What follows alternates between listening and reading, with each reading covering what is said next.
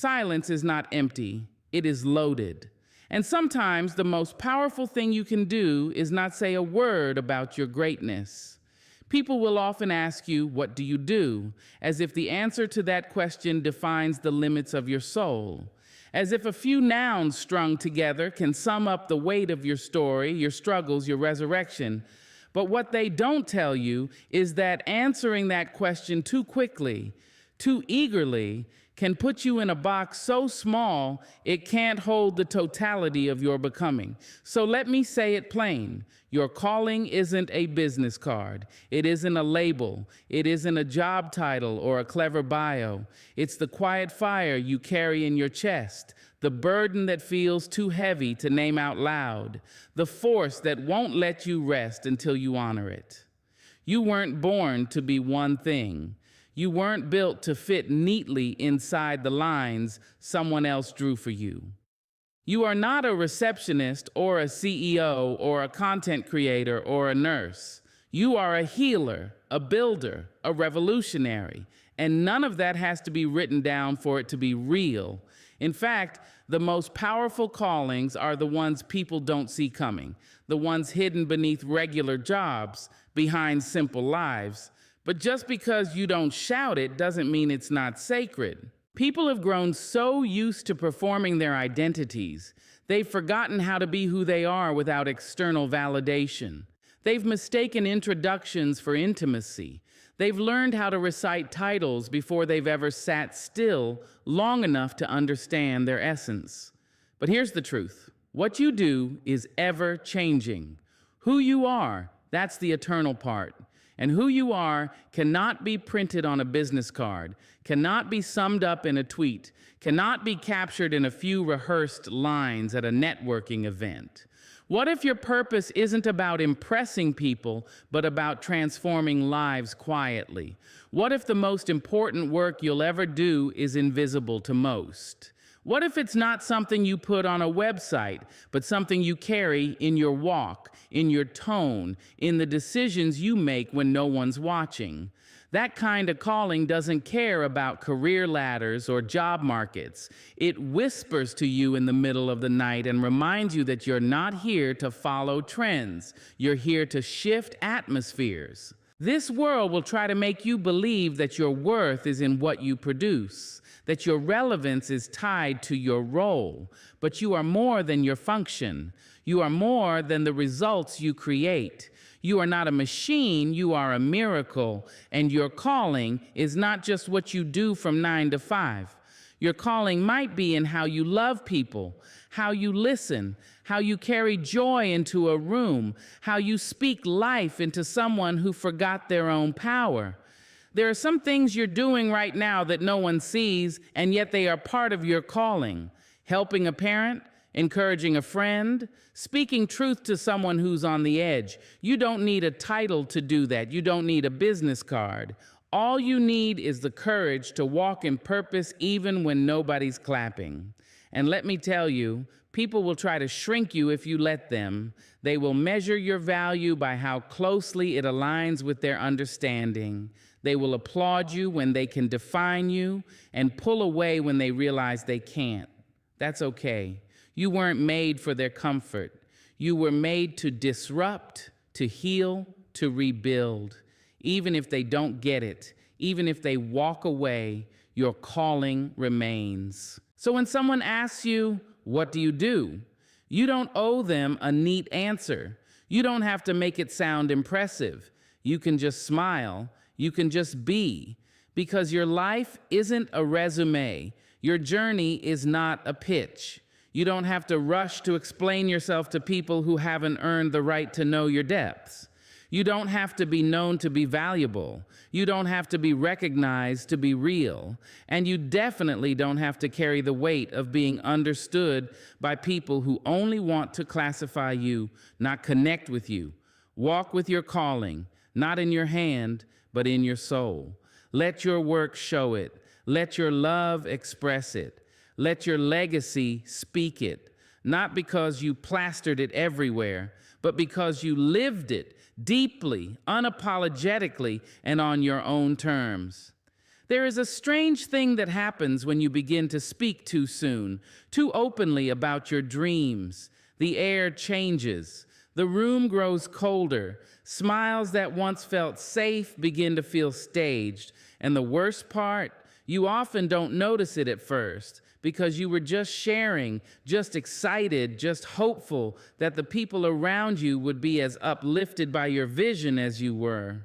But here's the hard truth. The more you tell, the more they take. Every time you speak your plans aloud, especially in front of ears that were never meant to hear them, you give people an invitation to tamper with them. You expose something that was still forming, still fragile, still sacred. And not everyone listens with love. Some listen with strategy. Some listen with envy. Some listen just to know how close you are to surpassing them and how soon they need to start pulling you down. You think they're listening to celebrate, but some of them are listening to compete. You think they're nodding in support, but behind that nod is a calculation. How can I use this? How can I copy this? How can I poison this? There is a reason wisdom tells us to move in silence. Because once something precious escapes your lips, it becomes vulnerable. Once your seed is above the soil, it becomes visible, and visibility invites scrutiny. There are dream eaters in this world, people who cannot build on their own, so they hijack the vision of others. People who sit close, not to grow with you, but to gather intel. People who smile with their mouths while plotting with their hearts. And the more you tell, the more you feed them, not just with information, but with power. Because knowledge in the wrong hands becomes leverage, and leverage in the wrong moment becomes sabotage. Sometimes the very people you trust will use your dreams as blueprints for their envy. And you'll find yourself being watched, not to be supported, but to be studied. They'll try to do what you do, not because it's their calling, but because they want what your calling brings: attention, applause, relevance. But here's what they don't understand. Your dream came wrapped in your scars. It was birthed in your wilderness. It's yours because only you survived the process it took to carry it. You don't owe the world a preview of what you're building. You don't owe the group chat your next move. You don't owe social media your strategy. Protect it. Guard it like the sacred thing it is. There's a reason artists don't unveil their work before it's finished. There's a reason builders don't invite a crowd to the construction site. There's a reason farmers don't broadcast the first sprouting of the seed. They wait until the harvest. People love to judge what's growing too early. They'll look at a seed and call it failure because it doesn't look like fruit. They'll dismiss your progress because it hasn't turned public yet. They'll call it unrealistic because they can't envision it. That's why you can't tell them. Not because your dream isn't real, but because their perception is too limited to understand it. Some people only support what they can control. And when you show them your dream, you take it out of the divine and hand it to the crowd. That's not vision. That's sacrifice. You've handed over something meant for intimacy, and now it's being distorted by insecurity. Silence isn't weakness. It's wisdom. It's understanding that what's in your hands right now is still forming, that it needs space to breathe, to grow, to stumble, and rise again without someone else's commentary. Because people don't just take your ideas, they take your confidence, your peace, your belief in yourself. A misplaced conversation can unravel months of courage. A careless listener can wrap doubt around your dream so tightly that you start to question whether it was ever possible. So learn to be still. Learn to build without broadcasting. Speak only to the soil that's fertile. Speak only to the hearts that can hold you without comparison. Speak only when the fruit is ripe enough to speak for itself. Because the truth is, most of the world doesn't deserve the inside of your process. They only see value when the results are shiny. But those who know your heart, who walk with you in integrity, they won't need you to explain. They'll already feel it. Don't give the world more than it can handle. Some things are too holy for casual conversation. Some visions are too weighty for weak minds. Hold your silence like armor. Protect your becoming like treasure. And remember, the more you tell, the more they take. So tell less, build more, and let your breakthrough speak when it's ready. There's a reason silence has always been powerful. There's a reason stillness turns heads. There's a reason the loudest person in the room is often the most insecure. Because when you're truly rooted in your gift, you don't need to shout. You don't need to perform. You don't need to keep announcing what you're doing.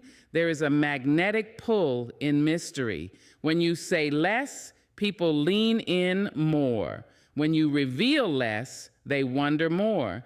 And when you move with purpose instead of noise, the whole world begins to notice without you having to beg for their attention. Mystery makes them curious, but it's your mastery that makes them stay.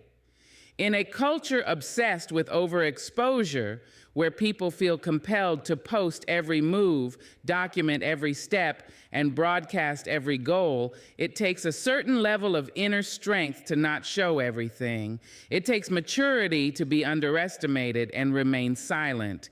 It takes discipline to know your worth and not advertise it. Because when you know what you carry, you stop trying to convince people of it. You just carry it. Quietly, boldly, consistently, and eventually the results speak so loudly that even the most skeptical people have no choice but to listen. When people don't know what you're up to, they can't interrupt the process. When they don't know what you're building, they can't copy the blueprint. And when they don't know how gifted you are, they don't have the language to limit you.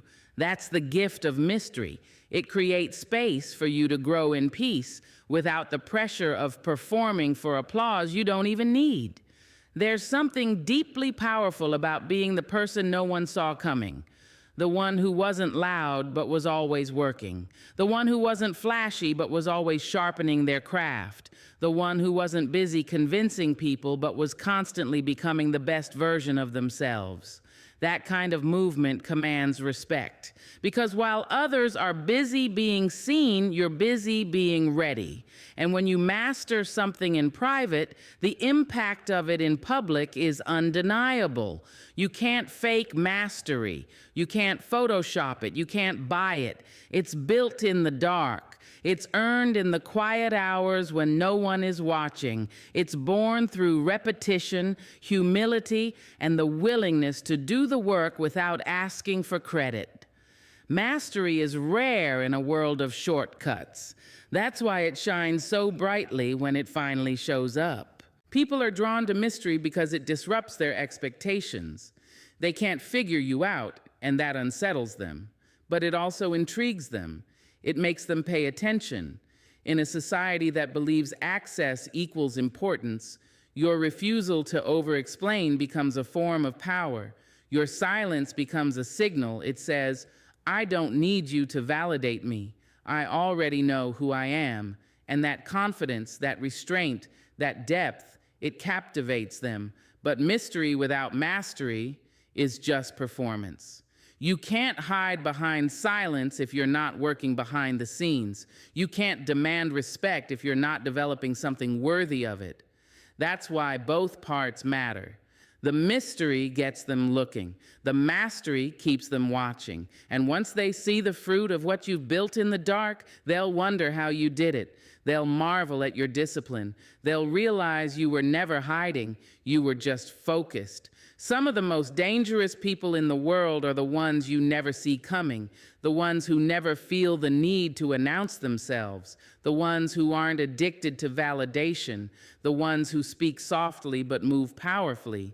Those are the people who change things, who flip rooms, who shift cultures, not because they forced their way in, but because they mastered their gift until it became undeniable. You don't have to be loud to be legendary. You don't have to be seen every day to be significant. And you don't have to explain yourself to people who are too distracted to understand your purpose anyway. You just have to do the work. Build your craft, strengthen your spirit, and protect your energy. Let them wonder, let them guess, let them talk. Because while they're watching and whispering, you're building something unshakable. Mastery is about becoming so good at what you do that your silence becomes a statement. Your presence becomes enough. Your work becomes the evidence. And no matter how much they try to ignore you, the results will eventually speak for themselves, loudly, clearly, unapologetically. The world will always try to rush you into revealing your progress, into posting before you're ready, into performing instead of preparing. Resist that pressure.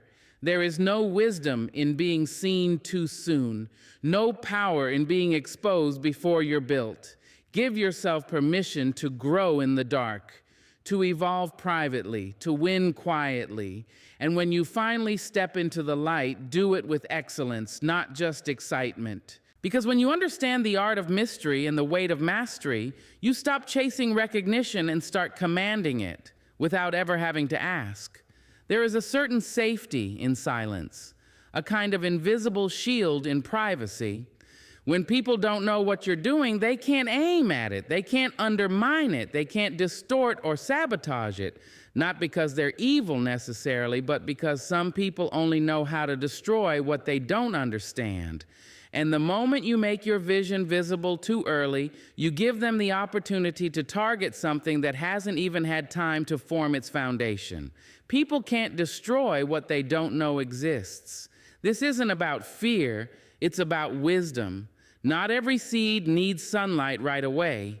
Some things are meant to grow in the dark beneath the surface, hidden from curious eyes and careless hands. And that's not weakness, that's strategy. Because people are often quicker to doubt than they are to support, quicker to criticize than to understand, and quicker to tear down what threatens them than to build up what inspires them. When you're in the early stages of a dream, of a plan, of a transformation, it's delicate. It's like a newborn spirit trying to learn how to breathe. If you show it to the wrong people too soon, their energy can suffocate it. Their questions can confuse it. Their opinions can paralyze you before you even get started. Not because your idea isn't strong, but because your confidence is still growing into its legs. Not everyone has the heart to celebrate you. Some only clap when you're beneath them. Some only check in when they want information to use later. And some are so uncomfortable with your light that they try to dim it before it blinds them. That's why you have to learn the value of privacy. Not because you owe anyone silence, but because your peace depends on it. People can only aim at what they can see. If they can't find your dream, they can't shoot at it. If they don't know your next move, they can't block it. If they're not aware of your growth, they can't poison it. There's power in becoming invisible to those who never really saw you anyway.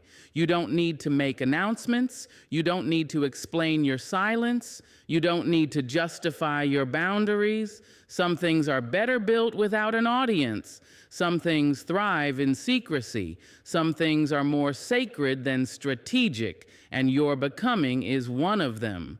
There are conversations you're not supposed to have yet. There are rooms you're not supposed to invite people into. There are chapters of your life that need to be written without commentary. Because when you're still in construction, exposure can cause more harm than good. It opens the door to confusion, to interference, to comparison. And that's not what your dream needs right now. Your dream needs protection. Your healing needs protection. Your elevation needs protection. Not everyone deserves front row access to your evolution. Some people don't want to witness it. They want to weaponize it. That's why silence is your armor. That's why discretion is your ally. Let them wonder. Let them assume. Let them write their own narratives about your life. It doesn't matter. What matters is that you're moving forward. What matters is that you're building something real, even if no one else knows about it yet. What matters is that you're honoring the call, even if you're the only one who can hear it. The most powerful things in life rarely arrive with a trumpet. They move quietly, they unfold slowly, and by the time the world sees them, it's already too late to stop them. That's how your dream should move. That's how your purpose should rise, without warning, without permission, without delay. So protect it. Don't give the enemy a target. Don't give the doubters a map. Don't give the world your blueprint before it's built. Move in silence until the work is undeniable. Hide in plain sight if you must. Walk softly, but build boldly. And when it's time, when the roots are deep, when the structure is solid, when the vision is no longer a whisper but a roar, then let the world see, not for validation, but for impact. Not to impress, but to transform. Not to announce, but to arrive. Because what they never knew existed, they never had a chance to destroy. And what you built in silence will speak volumes when it finally shows up. There's a strange kind of comfort people feel when they believe you are beneath them, when they assume you are unaware, unready, unimportant. They are warm and welcoming. They'll praise your humility, celebrate your potential, and show kindness as long as you stay in a place that doesn't challenge their position. But the moment they sense your power, the moment your light starts to rise past their expectations, something shifts.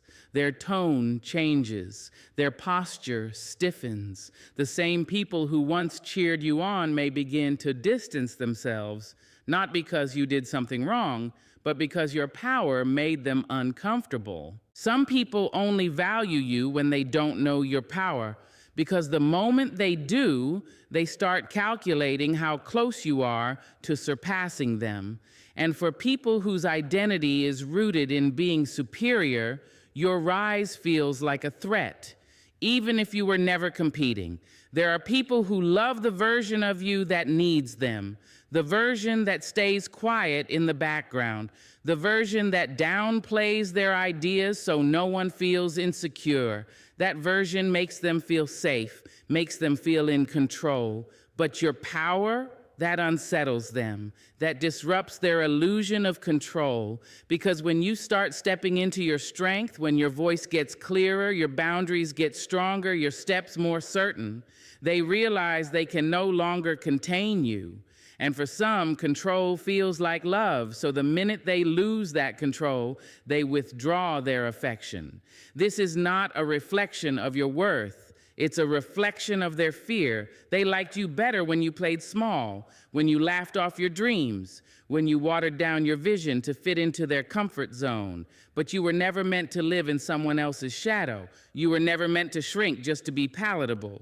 You were born with fire in your bones, and eventually that fire will rise whether people are ready or not. It's hard to accept that some of the people closest to you aren't equipped to celebrate the fullness of who you are.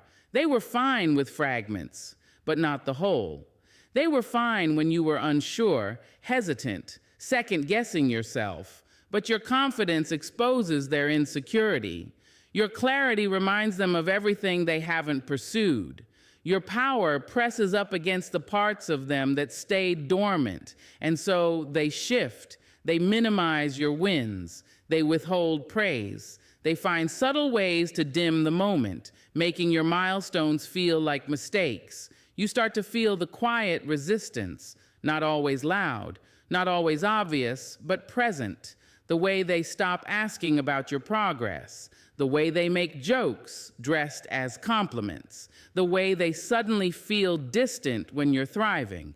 This is what happens when people only value you for your lack of power, when your silence served their ego more than your presence served your purpose. But here's the thing, you don't owe anyone your smallness. You don't have to dull your shine for the sake of keeping the peace. You don't have to tuck away your potential just to keep relationships that can't survive your growth. You're allowed to evolve beyond their comfort. You're allowed to be powerful unapologetically. Power isn't arrogance. It's alignment. It's the awareness of who you are and the courage to walk in it without explanation. And those who truly love you, those who are whole within themselves, will never flinch at your power. They'll honor it. They'll nurture it. They'll cheer you on, not because they feel above you or behind you, but because they understand that real connection isn't built on control. It's built on mutual respect. So let the others fall away if they must. Let them love the version of you that never fully existed. Let them stay behind if your growth is too much for them to witness. Because your path wasn't made to keep everyone comfortable. It was made to awaken what's been sleeping in you for far too long. The truth is, your power doesn't need their permission. Your purpose doesn't require their approval. You've spent enough time hiding, enough time dimming, enough time trying to fit into spaces you were meant to outgrow. Now it's time to walk in everything they hoped you'd never realize you had. And when you do, when you finally choose to stop waiting for the world to catch up, your presence alone will be the proof of everything they overlooked. Some people only valued you when they thought you had none. But now that you've found it, don't hand it back. Don't shrink to soothe their discomfort. Don't apologize for becoming. Just keep rising, quietly, boldly, relentlessly. Because those who couldn't value your power were never meant to carry your destiny. You don't have to explain yourself to people who already understand your spirit. You don't have to audition for rooms where your energy is already speaking for you, the ones who are aligned with your frequency, who carry the same hunger, the same truth, the same depth. They feel you before you ever open your mouth. They sense your value without needing a resume, without a highlight reel, without credentials. Because real recognizes real, and soul recognizes soul. In a world obsessed with presentation, titles, awards, social proof, it's easy to believe that you must prove your worth, that you must perform for connection, that you must gather enough accolades just to be seen. But the real ones, they don't need a list of your accomplishments to see your brilliance. They don't need your elevator pitch to understand your purpose. They know, they feel, they see without you having to show. You can tell when someone is trying to measure you by your resume because their questions are shallow. They want stats, not stories. They want outcomes, not origins. They want labels, not layers. And the moment you say something that doesn't impress their ego, you see their attention drift. But the ones who are meant for you, personally, spiritually, professionally, they lean in. They don't just hear what you do. They listen to why you do it. They ask about your process, not just your product. They want to know the soul behind the skill. Because true connection isn't about matching qualifications. It's about mirroring authenticity. And the truth is, the right people won't need you to perform to feel your presence. They'll sense your intention in the way you speak, the way you move, the way you show up. You won't have to convince them to respect you. You won't have to decorate your story for it to matter. You won't have to curate your truth to be accepted. They'll feel the weight of your words even when they're few. They'll notice your grace before they see your grind. They'll admire your essence before they ever ask what you've accomplished. Because to them, the power is in who you are, not just what you've done. And here's the beauty of that kind of connection. It frees you. You stop striving for approval. You stop chasing validation. You stop trying to mold yourself into someone you're not just to earn a seat at someone else's table. Because now you know You're the table. You bring something that can't be copied, can't be replaced, can't be packaged into a resume or a pitch deck. You carry energy, integrity, substance, and not everyone is built to recognize that. Some people need logos and titles and followers to respect someone. They wait until the world tells them you're valuable before they treat you like it. But the real ones don't wait for the world. They see you in the raw. They honor you in the becoming. They don't need you to be finished to be worthy. That's why it's so important to stop performing for people who will never be able to hear your frequency. You could hand them your portfolio and they'd still ask for more. You could list your degrees and they'd still question your knowledge. You could show your results and they'd still doubt your power, because they were never looking to understand. They were looking to control, compare, or compete. But the right people, the ones you're meant to walk with, you won't have to prove a thing. They'll look at you and just know there's something different about you. They'll feel your fire before you name it. They'll sense your alignment before you explain it. They'll trust your journey even if they don't know every step of the path, because the real ones don't ask you to shrink. They don't make you feel like you're too much when you're passionate.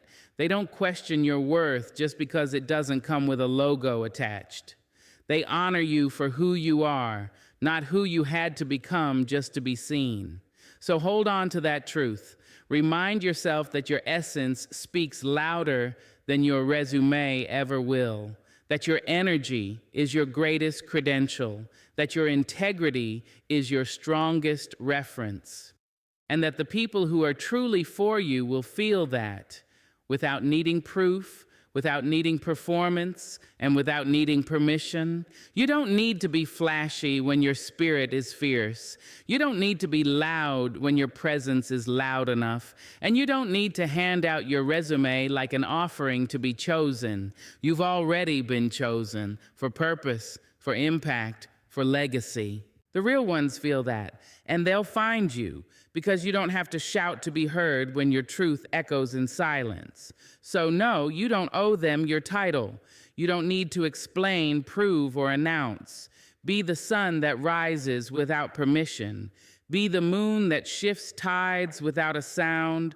Be the wildfire that burns through doubt without a broadcast. Because when your work is real and your heart is pure, you don't have to tell them what you do. They'll feel it. They'll see it. And if they're wise, they'll never forget it. They'll